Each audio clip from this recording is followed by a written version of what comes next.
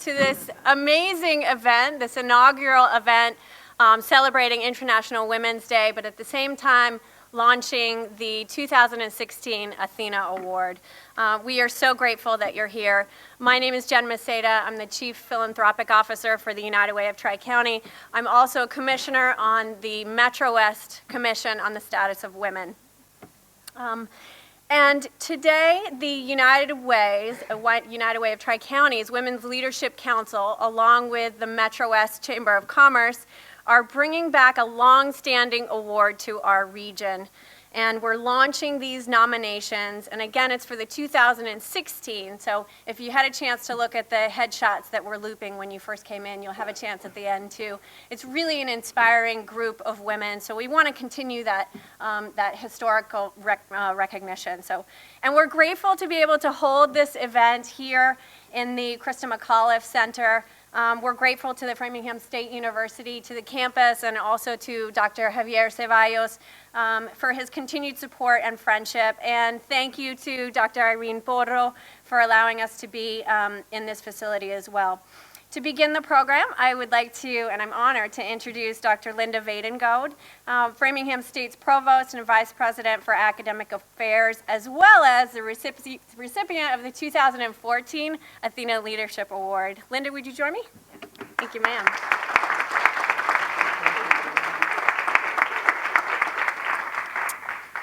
Well, welcome on this wonderful and festive day. And on behalf of President Javier Ceballos, I welcome you on this very important day to us all. All over the world today, on this International Women's Day 2016, we celebrate together the social, economic, cultural, and political achievements of women. Definitely the women here today embody those achievements. So I thank you for all that you do on this day of celebration. Today we are asked to join others around the world to renew our commitment to action in the acceleration of gender parity. Parity with regard to opportunities, parity in pay and the eradication of wage gaps, in educational attainment, in jobs and one's treatment at work, in safety in one's community and in one's home, in respectful treatment within the culture, in the law, and acceptance and attainment of positions of leadership, in full inclusion within one's culture, and in the valuation of one's contributions. In a recent paper published by the World Economic Forum, the rather dismal estimate made in 2015 is that we won't reach gender parity until 2133, or 117 years from now. Doesn't sound very good to me. The UN Women's Organization also recognizes today with a new parity initiative, Step It Up for Gender Equity 50-50 by 2030, which I think sounds lots better. 14 years, I think we can do it. Whether it is the World Economic Forum, the UN Women, or the United Way, in so many of its powerful programs that brings families and children forward in educational equity, we can join together in our own region and beyond to make important progress toward parity and action, like the women before us did. I'd like to give you two brief examples. As you may know, Framingham State was originally founded in 1839 as the first public normal school in the United States dedicated to the formal education of teachers. Our students were women who not only changed the worlds around them here in Massachusetts by giving a fair education to all students across the state, regardless of their social status and gender, but they also traveled to other parts of the world to create educational opportunities of parity for whole nations. Elizabeth Howe, an 1867 graduate of Framingham Normal School, joined 20 other new teachers, along with Jenny Howard, also a graduate from here, to travel to Argentina at the request of the Minister of Education and former President Domingo Sarmiento for the purpose of establishing normal schools, in spite of language issues, prejudice for the idea of educating certain social classes of people, cholera, earthquakes, and revolutions. They set up 75 normal schools in Argentina. Jenny Howard, Edith Howe's friend and colleague, chronicled their work in the book In Distant Climes and Other Years. Edith Howe did return home to Massachusetts from Argentina, but only briefly because she promptly left for Puerto Rico to teach in the newly acquired region. Her contribution in teaching contributions were many, and her sense of connection to others were far-reaching and still make a difference. Karina Shattuck, an orphan from Acton who was raised by her grandparents, graduated 4 years after Edith Howe from Framingham Normal School in 1871.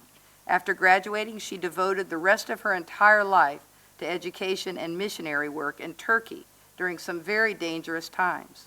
Here is how it happened with Karina Shattuck. Karina chose Turkey because of the encouragement of a fellow graduate of Framingham Normal School, Myra Proctor, who graduated 14 years before. The two corresponded, and Myra, then director of the missionary boarding school, invited Karina to join her at the school in Turkey. At some point during her work, Karina left briefly for home, after having been in Turkey, to recover from now what would have been diagnosed as tuberculosis. But she did recover, and she did return to Turkey soon thereafter, courageously assisting her students and families during the massacre in Turkey and creating a refuge for all those displaced during the evening of this particular massacre. She's credited with saving the lives of over 300 refugees on a night in 1895 during the Urfa massacre, and also for creating a school and safe haven for their survivors so they could prepare for a life beyond using her teachings. The records show that the people of Urfa, upon hearing of Karina's ultimate death in the U.S., raised $110 in that era's money to create a gravestone for Karina that reads, "In loving memory by the Urfa Armenians." It is erected in Newton, Massachusetts in 1911.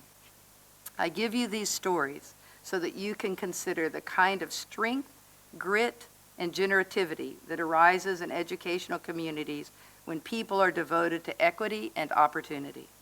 And as we reflect upon these stories and the 8 distinct attributes that compose the Athena leadership model, such as authentic self, relationships, giving back, collaboration, courageous acts, learning, fierce advocacy, celebration, joy, along with these other personal traits of leadership that the Athenas also list, such as taking risks, assertiveness, and hard work. It is clear why these are the kinds of strengths of leadership that matter when parity and opportunity are at stake. They were embodied by the young women of Framingham so many years before as they devoted their lives to strengthening the lives of so many others. And these really are the same characteristics exemplified by the Athena recipients here and around the world. Certainly as we celebrate the women who came before us on this International Women's Day and their devotion to education and parity, it is right for us to consider how we might take new types of accelerating actions to assist young girls and women in becoming successful leaders of the future, within our lifetimes, I would like to add, and in the centuries to come, and to acknowledge and celebrate the accomplishments of women who have devoted their lives to the strengthening of others. Thank you.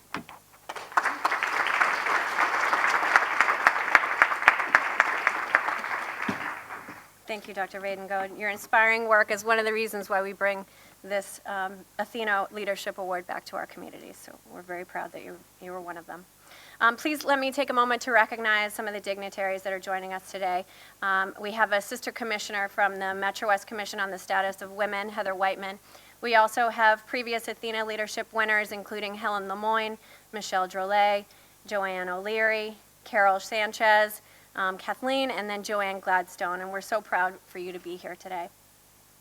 We also have members of the United Way's Women's Leadership Council Advisory Board, Stephanie Kinney, Barbara Feiner, Linda Curdy, and Marla Morosco, and we have board members from the Metro West Chamber here as well that I'm sure Paul will recognize. Next on our program is our featured speaker. Congresswoman Katherine Clark proudly serves the 5th District of Massachusetts. Now, Katherine is the perfect person to speak today because her career in public service is driven by her commitment to helping children and families succeed. She's a vocal advocate for ending wage discrimination within 14 years, protecting women's health care, access to affordable, high-quality child care, paid family leave, safer schools, and other reforms to address the challenges women and families face. She believes that Congress must work to end the glaring disconnect between the needs of families at home and priorities in Washington.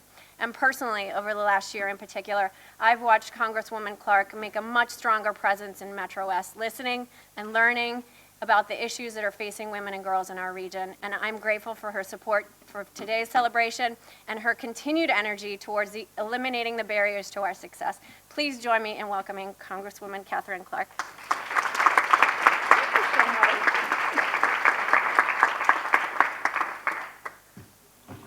Thank you so much. It is wonderful to be here, and I think it's also fulfilling sort of a sixth grade dream that you could be the one speaking at the planetarium. But unfortunately, I don't have a great presentation. We'll have to work on that together for next time. And thank you, Jen, and the United Way, and Paul Joseph from the Metro West Chamber. We are just so grateful for all you do and for the inspiring words, Linda. No wonder you were an award winner. You really exemplified the strength, courage, and wisdom that we hope that this award will mean to the community and in the women that we recognize. And I want to thank the United Way of Tri-Counties Women's Leadership Council, the members who are here, and the Metro West Chamber of Commerce for putting this all together and having us here. The United Way of Tri-County, over $5 million will support organizations throughout Metro West. And that's going to help feed, clothe, and house nearly 1 million people in our communities, support women and families dealing with domestic violence issues, and keep our children thriving in quality in-school and after-school programming. And each one of you in this room is a leader and really an ambassador of positive change. And I'm so grateful for the work that you all do in the different sectors that you represent. And I am so honored to be here on International Women's Day and to announce that the Athena Leadership Award nominations are open and will be presented on May 12th. It is very appropriate as well, not only for my elementary school dreams, but in the bigger picture that we are here. Here on the campus of Framingham State University, where it has always been were you founded in 1839? Right. That you always have been a place where women have been educated and women have sought careers and women have had that opportunity for leadership. And especially to be here because Christa McAuliffe is one of those very special women, a Framingham State College graduate who went on to become a social studies teacher. And like all of you here today, really set an example of leadership through her actions and the lessons that she taught. And she saw no boundaries for what she could accomplish and set off on an incredible journey to become the first teacher in space.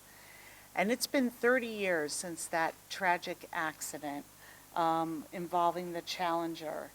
But today, she is recognized for her profound impact as a teacher and for her service not only to the children and families in her classrooms, but to her country. And on International Women's Day, we join millions of women around the globe to recognize those that continue, like Christa, like you in this room, to make social, economic, and cultural achievements and strive for their dreams in the process. And what is the picture of women around the globe today? In many ways, it's not a very pretty one. 1 in 4 women will suffer domestic violence.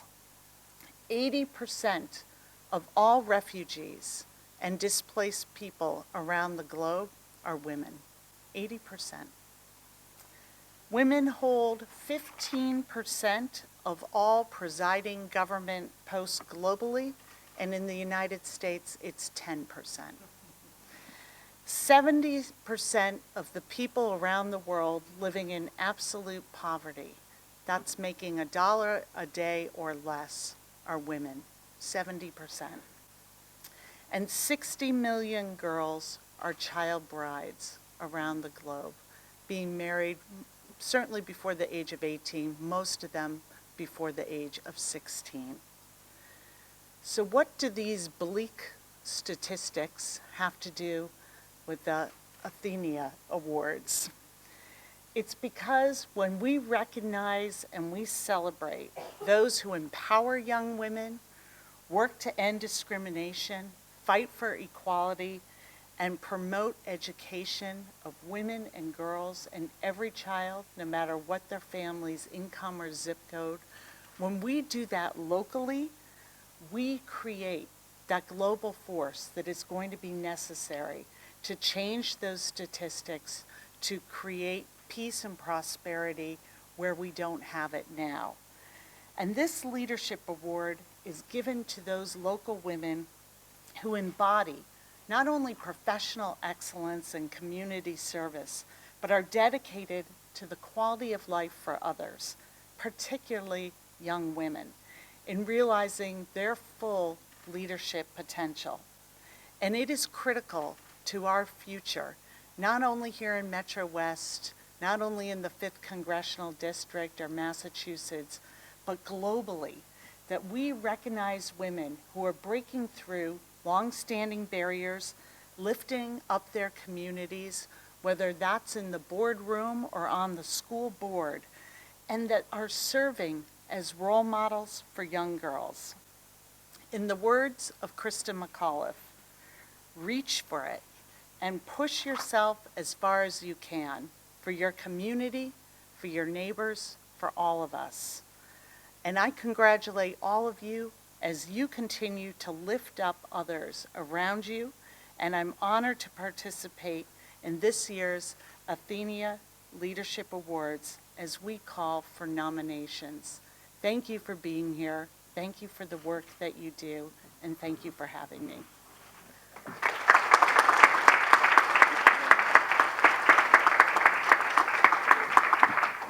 Thank you, Congresswoman Clark. You're inspiring us with your vision for women and girls and families in Metro West, and we appreciate it. We're brought together today on this day, a worldwide movement in celebration of the impact that women have had on our communities. This month is also the month we observe and honor women in history. So let me answer the question that is likely in many people's minds, and I get asked this all the time, especially by my father. Why do women get an entire month? Why do women need a month and this day to honor their gender? And the answer is that we celebrate Women's History Month and International Women's Day not only to celebrate the great women leaders who have paved the way for women's suffrage and equal rights and opportunities, but also, and maybe more importantly, to remember that we still have a long way to go. And a lot has happened in this last year, which has highlighted both the challenges and opportunities that women face around the world, from women putting themselves at risk, starting revolutions, to renewed debates over social issues in our country. And these challenges and dialogues have only reinforced our conviction, especially the conviction of the women leaders that are in this room and in Metro West. The conviction that we need to seize this moment, meet this challenge by working together with both women and men. The major challenges of eliminating the barriers impacting women and girls cannot be overcome without the participation of both men and women at all levels in our community. When we learned of the history of the Athena Award, we knew it was critical to come and continue the tradition in our community.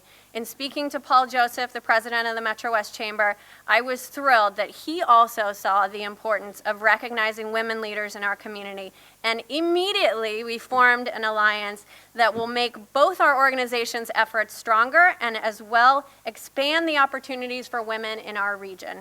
So please, let me introduce you to our partner in launching the 2016 Athena Leadership Award, Paul Joseph. Paul.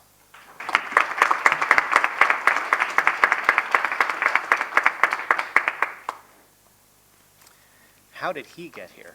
You're probably asking yourself. Well, thank you very much, Jen, and I couldn't agree more. I think had the privilege of knowing Jen before I had the privilege of assuming this position with the Metro West Chamber of Commerce 6 months and 1 day ago. And very early on, it was made clear to me, we're a membership-driven organization and we're part of a broader community. at the Chamber of Commerce. And looking around this room, I can't articulate how impressed I am and how honored I am to have the privilege to speak to you today. Very briefly, we're here among several of the Athena winners.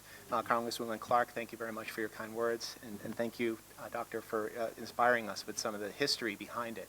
The Athena Award itself was first awarded in Metro West in 1993, and over the past 23 years, it's been awarded to 15 other women of various roles in the community, each of whom has depicted, I think, the example that we all want for our daughters and for ourselves in the community. One of the pillars of the Athena Award, being collaboration, is one that I take very seriously in this new role. And we as community members, as representative of the business community, see this partnership with women entrepreneurs, with institutions of higher learning, with our government. We are all better together when we don't worry about our differences, but we look at the systems within which we operate. I'd be remiss in not sharing one of my favorite lines with my wife, embracing the risk-taking pillar here. I heard what you said, I just wasn't listening. Ooh, hostile crowd now. But I say that in all seriousness, that men oftentimes hear, but we don't listen. And we have opportunities to do more, to actually demonstrate sincerity of purpose and enact some of these things that will empower women in practice. I think it's more than just talking about this and celebrating the days. While the days and the celebrations and the opportunities to celebrate women celebrating are important, I stand here humbly with a quieter voice, saying that we as men in the community have an obligation to also work on those very systems that have worked against women for all these years. So hopefully we can achieve these accomplishments even sooner. From my perspective, I think one of the ways we at the Chamber of Commerce try to contribute to this process is supporting legislation, advocating for women entrepreneurs, providing educational opportunities, partnership opportunities for social improvements and the like. Most recently, actually just yesterday, I sent a letter to the House Chairman of the Ways and Means Committee to support Senate Bill 2119, basically an act supporting to establish pay equity in Massachusetts. So as a Chamber of Commerce, we take very seriously the advocacy for the leaders in our community, among whom are very substantial women in substantial roles. As the father of a daughter who plays hockey, I would also be remiss in saying that the state championships coming up remind me that women have a special place in our community, not only as leaders, but as followers. And I try to set that example. There's a T-shirt that goes around to these tournaments that say, men invented hockey, but women perfected it.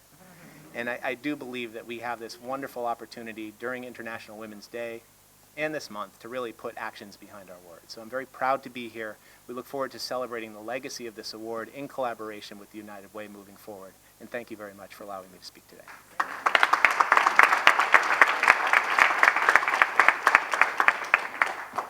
Thank you. So today is the day, and you all know this already, so get ready. Today is the day we're launching the nomination process for the 2016 Athena Award, and everyone in this room is called to action. So I want you to raise your hand if you are ready to accept that challenge, to nominate somebody that you are inspired by. That's awesome. Keep your hand up. Raise your hand higher. That's awesome. Yay! Thank you, Stephanie. That's great. Thank you. As you leave here today, please think about the women that you will nominate for the 2016 Athena Leadership Award. We have a room full of deserving leaders, and all the information that you need is in the packets that are out front. Nominate somebody that inspires you. Nomination forms are also on our website for the United Way of Tri-County and the Metro West Chamber websites. Please mark your calendars to join us for the next events that are also celebrating women and are advocating for the success of women. The Metro West Commission on the Status of Women is again hosting an Equal Pay Day right here on campus on Tuesday, April 12th. We'll be out front of the McCarthy Center. Please also join us for the celebration in recognizing the winner of all those women that you nominated. We are going to select one, which is an impossible feat.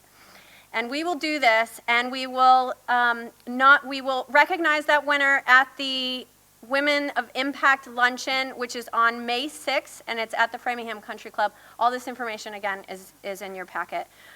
So we'll be having a featured speaker that will be an inspiring woman who's really changed the face of an entire industry. So we're going to keep you in suspense as to who that might be. I want to thank a few more people, please, if you'd bear with me. Dennis Giambetti, thank you so much for coming and representing Senator Spilka's office. Thank you again to Framingham State University and Dr. Ceballos. We really appreciate the support in helping us to launch this. A special thanks to the Sodexo team, because you're going to find some cookies and some lemonade outside, and they donated that, which is unheard of for some time. Not unheard of. That wasn't not the right term, right, Don? Yes, it's not unheard of. It happens all the time, and luckily it happened to us today. So you'll find some refreshments out front. Please stick around for a while and network, and you know, there'll be an opportunity to do that. Dr. Portero is also going to put up some stars, so we can also reminisce under the stars. So thank you also, Irene and Linda, too, for your comments. We really appreciate it, and allowing us to host this event at the Christa McAuliffe Journey, and in honor of her journey. And before we go back to our individual realities, please look around the room. Just take a minute and look around the room. Let's make each other a part of our support networks, because each of you are 2 degrees away from each other. You're 2 degrees of separation, which is a lot better than Kevin Bacon. So remember that, because when we make each other a part of our support networks, we mentor each other, we listen to each other, and just like men, we reach out our hand and we help one another to become stronger and better connected. And we owe it to ourselves, to our children, and to those women who have come before us. Every time I think of my daughter, I get choked up. This is why we're doing it. So let's do this together, because this is the power of women. Thank you for coming.